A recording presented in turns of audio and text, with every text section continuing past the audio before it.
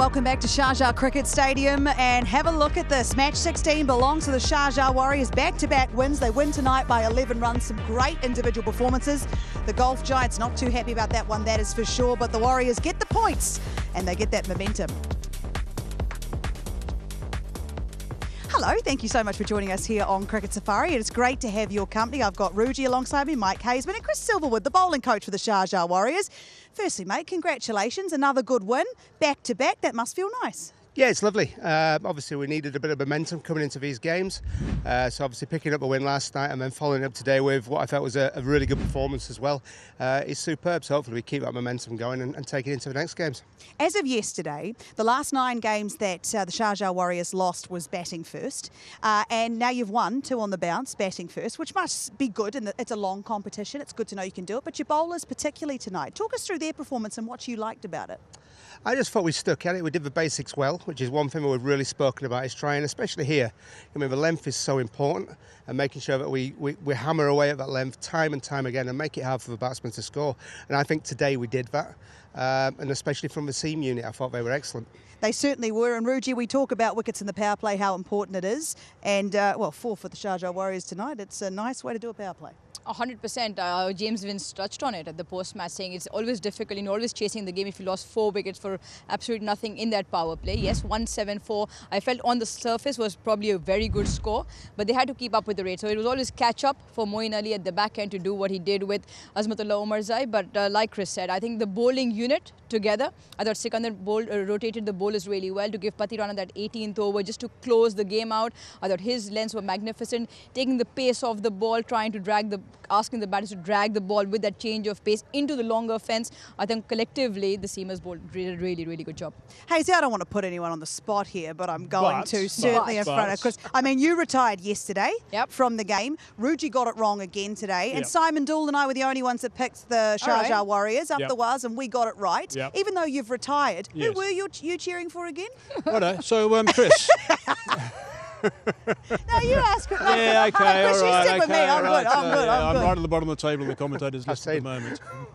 And that's okay. We're not mad at. Look at the Sharjah Warriors. They were bottom, and now look at 2 in a row. Now 2 in a row, absolutely. I want to know what difference has that made to that change room. I mean, we keep hearing about the Sharjah Warriors talking about the fact that the change room's still good, and they haven't won a game, they're sitting bottom for some time, and Sikandar mentioned that to me at the toss yesterday.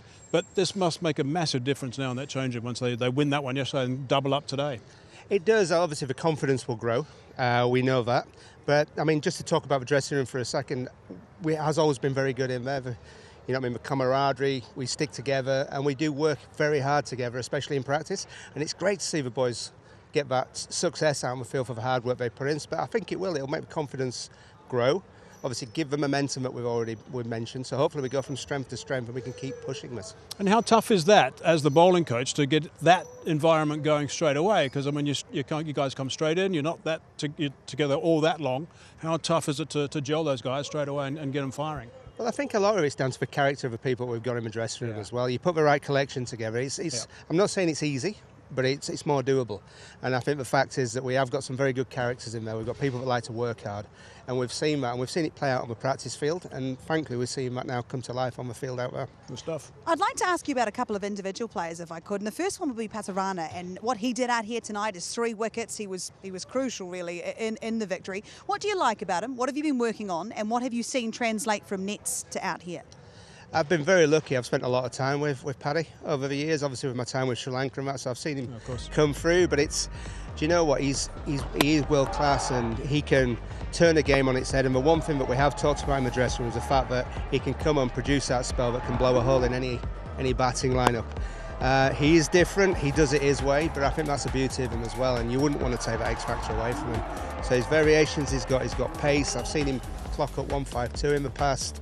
But again, I've seen him, blow many a hole in strong batting lineups. And these variations that he does have, the release variations, the delivery from the shoulder is generally the slower delivery, and the one from the chest is generally the stock ball. What do you polish up with that? Anything? Well, as I said, he does it his way, and I think it's just a natural variation in the release point of what he's trying to do, to be honest. But it is different. like I say, he can bowl fast, he's got good variation, he's got a good bouncer, and he's got a really, really good Yorker. And his control is just building all the time. Because there was a little bit of concern that his release points were different a couple of years ago. I remember it was a bit lower than it was now. But I mean, the instinctive play, the way the Sri Lankans go about it, is a completely different game to most. Yeah, I think so. I mean, we don't often see that. Say if we go back to England, we don't often see actions like this.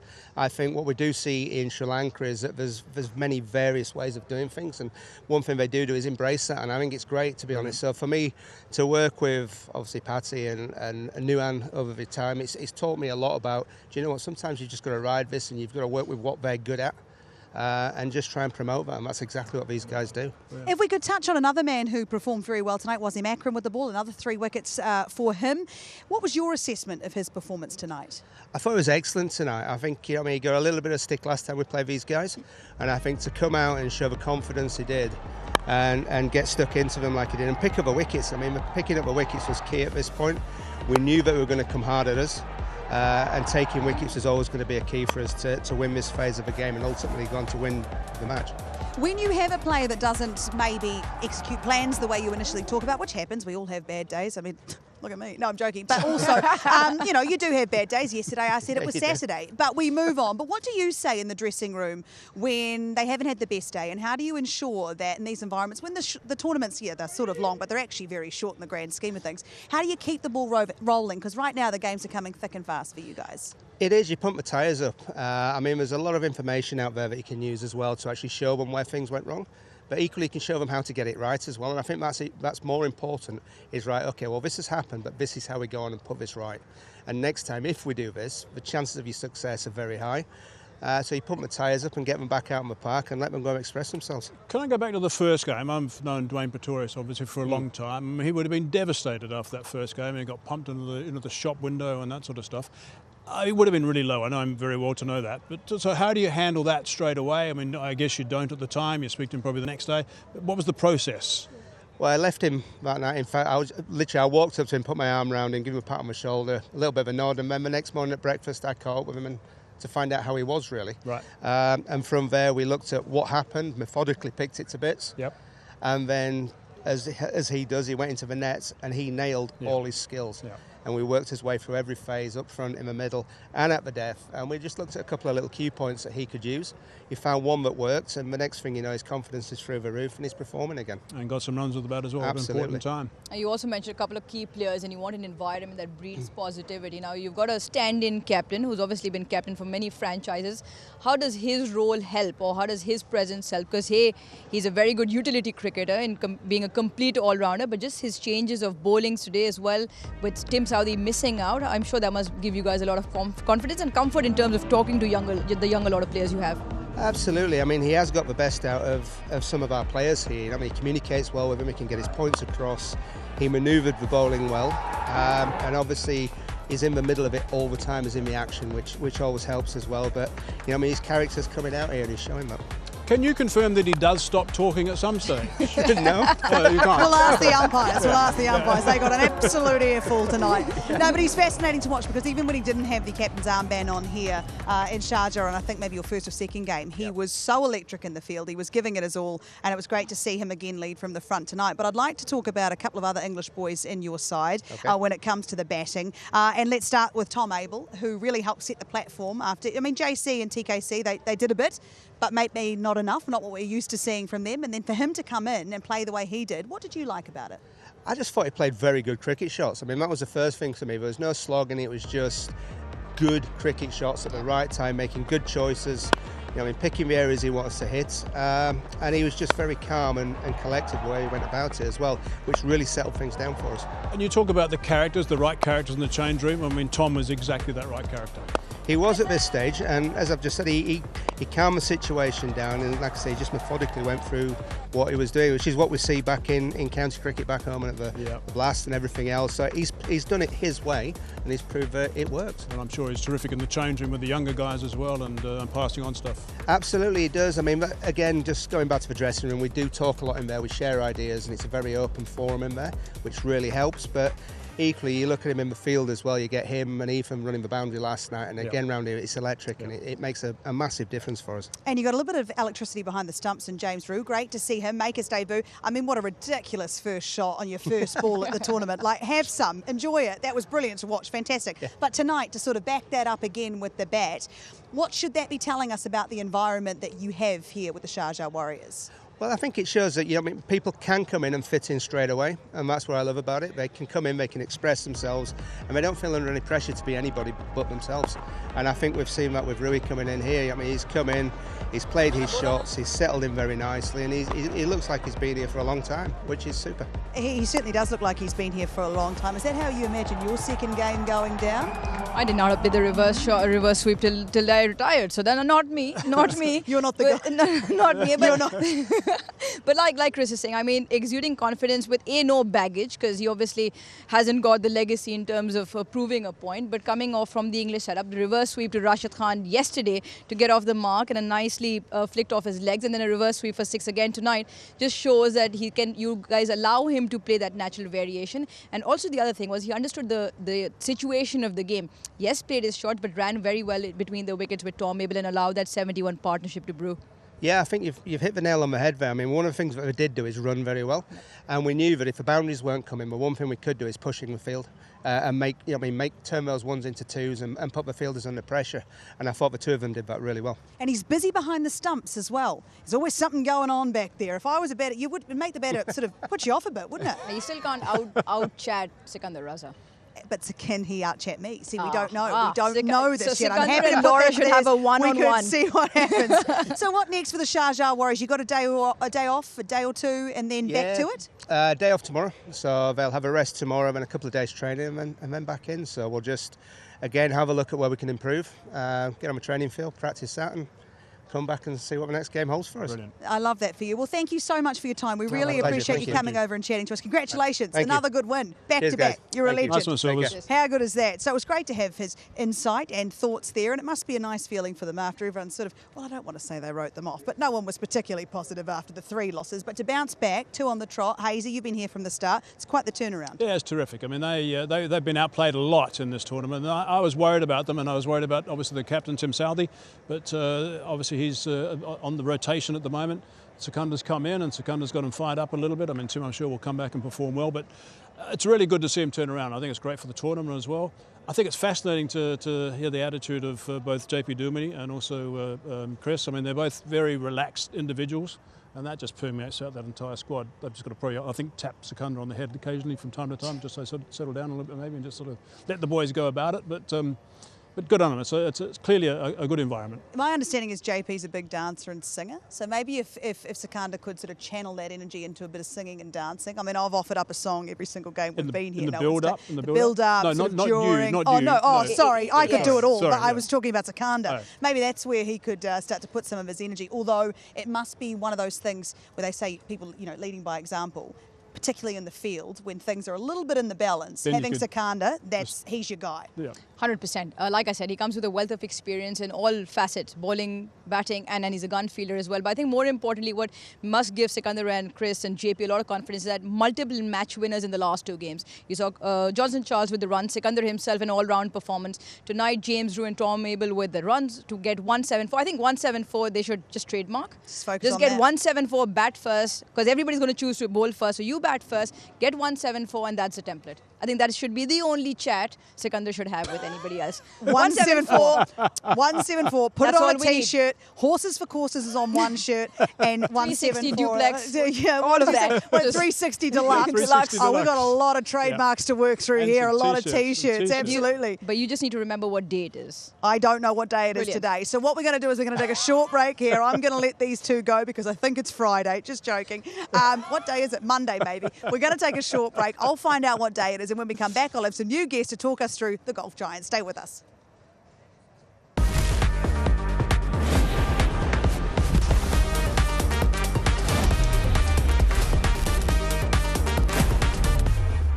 Welcome back to Cricket Safari. Thank you so much for staying with us. Well, another good win for the Sharjah Warriors here at Sharjah Cricket Stadium. It's good for them to get a win at home against the Golf Giants, who have been looking really interesting in this tournament. I've got Waka and Simon Dool alongside me now. And boys, if you're the Golf Giants right now, did you let this one slip, do you think?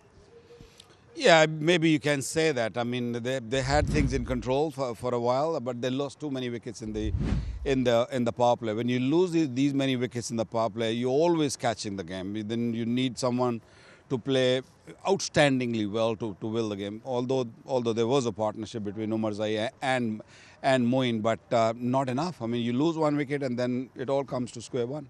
And Dooley, I don't want to brag, but I do believe if you rewind, I don't know if televisions can still do that, but if you were to rewind to the start of the game, both you and I picked the Sharjah Warriors to, yes, sorry, Waka. You two can carry on.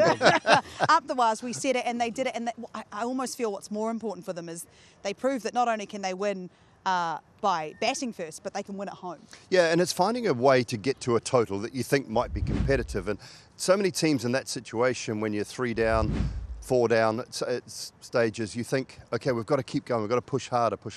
But they figured out that 170, 174 is actually their sweet spot. I think they've defended that 3 times in the tournament in the last couple of years.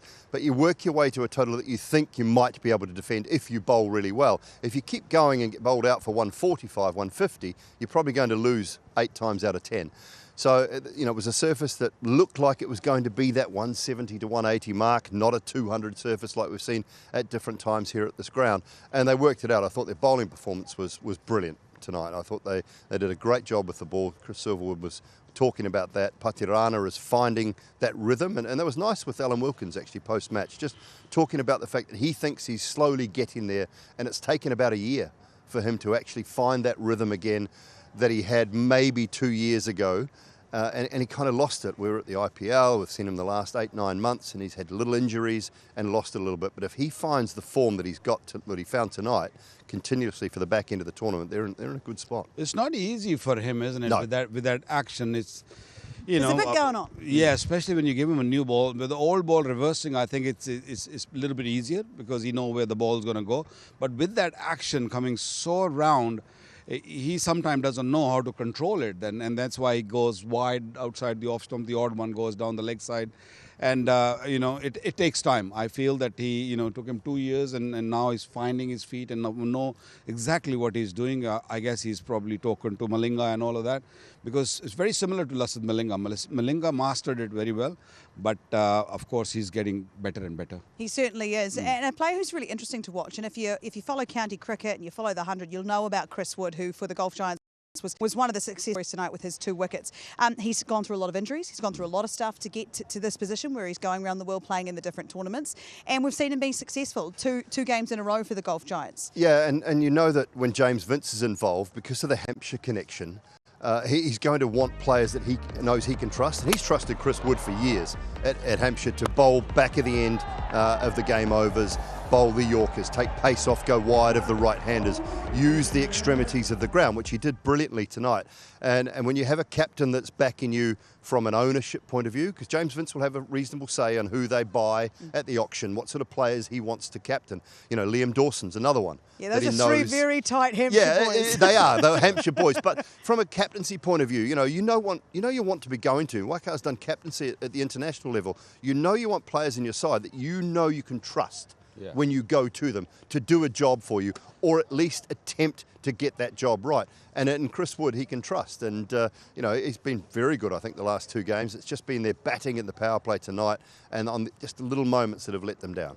It's a tricky one with the way world cricket is and the way they've got to pop in and pop out. He leaves in a couple of games' time, so the Golf Giants lose him.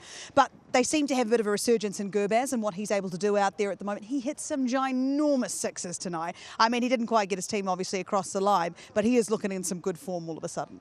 Yeah, him and Sanka, I think both, are big pillars up front. And if one of them gets going, it makes job very, very easy for the others. And today he looked good. But the problem with him is the way he plays. He's a stroke maker and he will give opportunities. He will, hit one in the air and hope that it will drop. But the thing is, he gives a start, what you're looking for. In the power play, if he gets even if he gets 25-30, quick 25-30 is better than getting somebody, you know, who gets 50, you know, run a ball or 40 balls 50. I think it's better. And him and Shankar, I think the two players who are so strong up front. And they're really doing the job. You want them together, though, don't you? That's the issue. Yeah, imagine that. Nissanka started the tournament brilliantly. Yeah. It's just faded away the last couple, and Gurbaz has found that form. That combination gets going, then the Giants are right back in amongst them. But Moeen Ali also tonight showed just how valuable a player he is to have around, because they were still in it as long as he was at the crease. Yeah, I mean, that partnership with Omazai was, you know, a crucial partnership. And they looked like they got the Giants back into the mix. They got them back into the game. And it just, again, as Waka said earlier, though, that little moment there in the game when you're 4 down already, you lose one, and then you're into the bowlers or the all-rounders that are coming and having to do a big job to finish things off. Moeen was good with the ball, I thought. You know, he's just such a talented cricketer, and he's in a great space at the moment too. You know, moved his family out here to Dubai. He said his wife and his kids are just in such a great space, and that means he's in a great space as a cricketer at the back end of his career, being able to just relax. If he goes away, he doesn't have any issues or worries about the kids and his wife, and so he can actually express himself a little bit more from a tournament point of view, and I think enjoy the last maybe 2-3 years of his franchise cricket career. He was great to watch tonight. Just didn't quite get his team across the line, but you know he'll keep trying because he's an absolute pro. Let's have a look at the competition winners from the last couple of nights. Now, we've got a few names here, so stay with me, please. Don't you go anywhere. Let's find out who these lucky winners are on our Z TV quiz from Super Sunday, not Saturday. A reminder that double the number of games means twice the number of prizes. In the afternoon, we asked who was the leading wicket taker in the DP World ILT20 Season 3. The answer, of course, was Fazal Haq Faruqi. Question 2, how many times did My Emirates face Sharjah Warriorz in Season 3? And the answer to that one was 3 times. And the evening game, Match 15, we asked the two following questions. Who met in the final of the DP World ILT20 Season 3? Dubai Capitals and Desert Vipers. And the second question was who were the unlucky losers in the final? And the answer to that was the Vipers. So congratulations to all of our lucky winners who are on the screen now. For anyone who took part in tonight's quiz, all the results will be announced tomorrow night. So best of luck. Congratulations. Don't forget the old T's and C's apply. Well, I feel like... The Wasim Akram. I saw Wasim Akram. He's everywhere. Did not. There was a Wasim Akram on there, number 9. How many are there? Wasim Akram? I don't know. We've got 2 here. Oh, we'll keep them coming. I didn't think you were allowed your phones at the ground. Simon Dull. Okay, let's move on because this competition keeps on rolling on and it is flying through. We've got the Vipers taking on ADKR. I mean, who's your pick there, Waka? I'm not saying it now. It's too early to say. Let me sleep. Have a go, mate. Let me just sleep over what happened tonight, and we'll come back tomorrow. For you, Dooley? Well, the Knight Riders are too good a side on paper to not get a win at some stage, but they just can't find the recipe. They cannot find the recipe at the moment. The Vipers are flying high. To me, they look the most balanced side from a batting and bowling point of view in the tournament. It's easy to say because they're 6 from 6, but at some stage they're going to lose a game. And at some is it stage, going to be to ADKR? At some stage, that Riders outfit are going to turn up. They're going to get on their bikes at some stage. I would love that. Has everyone got that visual of everyone Jason Holder on his motorbike turning up to the game? So you'll pick an ADKR? I'm going to decide tomorrow, Laura, please. For goodness sake. Well, don't listen to these two. You make your own decision, but make sure you join us tomorrow as the DP World ILT20 continues. Thank you so much for joining us in Sharjah. See you tomorrow.